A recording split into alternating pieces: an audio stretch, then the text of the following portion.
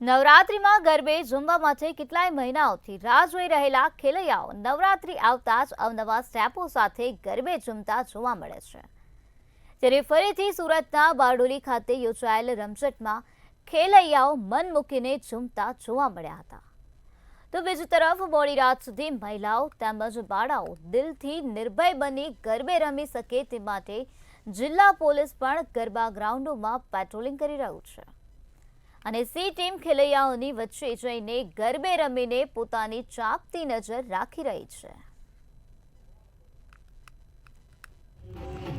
હર્ષ સંઘવીના નિવેદન બાદ પણ હાલ અત્યારે પાંચમા નોરતે પણ ખેલૈયાઓ મન મૂકીને રમી રહ્યા છે અને કોઈ પ્રકારનો ભય વગર હાલ અત્યારે ખેલૈયાઓ જે છે તે મન મૂકીને રમી રહ્યા છે। જે ચોક્કસથી હાલ અત્યારે બારડોલીની જો વાત કરીએ તો બારડોલીની અંદર જે પ્રમાણે હાલ સ્વર્ણિમ નવરાત્રી મહોત્સવ જે ઉજવાયો છે અને વર્ષોથી ઉજવાતો આવે છે અને હાલ અત્યારે પણ મોડી રાત્રે પણ હાલ અત્યારે આ જે મહોત્સવ છે તે ઉજવાતો રહ્યો છે અને ખેલૈયાઓ પણ હાલ અત્યારે તેઓની સાથે સીધી વાત કરવાનો પ્રયત્ન કરીશું।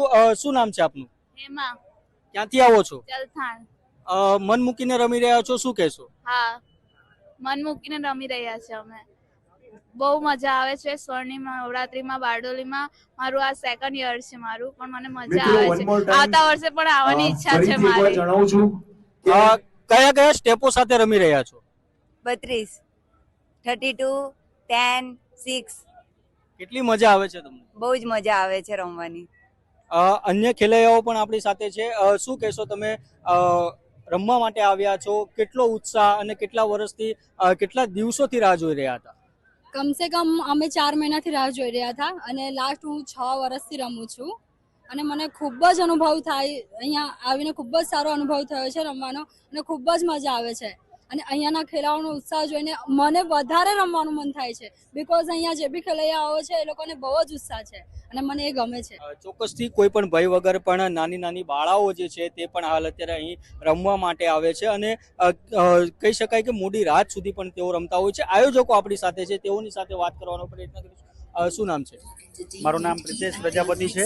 અમે છેલ્લા 8 વર્ષથી સ્વર્ણિમ ગ્રુપ નવરાત્રી મહોત્સવનું આયોજન કરીએ છીએ ને છેલ્લા 8 વર્ષથી અમને બારડોલીની જે જનતા છે એનો અમને સારામાં સારો પ્રતિસાદ મળી રહ્યો છે ને આ વર્ષે પણ સૌ સ્પોન્સરોએ ને જનતાએ અમને ખૂબ સારો પ્રતિસાદ આપ્યો છે ને વધુમાં કહીએ તો પોલીસ પ્રશાસન દ્વારા જે અમને સપોર્ટ મળી રહ્યો છે એ સરાહનીય કામ છે પોલીસનું। ચોક્કસથી આ પોલીસ પ્રશાસન પણ જે પ્રમાણે સતત પેટ્રોલિંગ કરતું હોય છે તેમજ સી ટીમ પણ ખૂબ જ ગ્રાઉન્ડ ઉપર સતત ખેલૈયાઓ વચ્ચે રહીને રમતું હોય છે।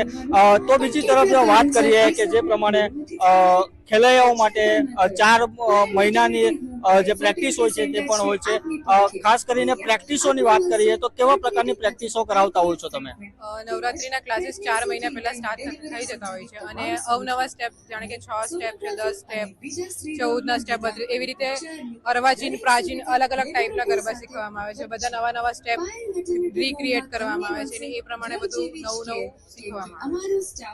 જી ચોક્કસથી જે ગરબા ક્લાસીસના ટીચર્સો પણ હતા તેઓ પણ સતત ખેલૈયાઓ પાછળ મહેનત કરતા હોય છે તેમજ જે પ્રમાણે આયોજકો પણ કહી રહ્યા છે કે પોલીસ પ્રશાસનને પણ બિરદાવવા લાયક છે કારણ કે તેઓ પણ સતત પેટ્રોલિંગ જે ગરબા ગ્રાઉન્ડ ઉપર પણ કરતું રહેતું હોય છે।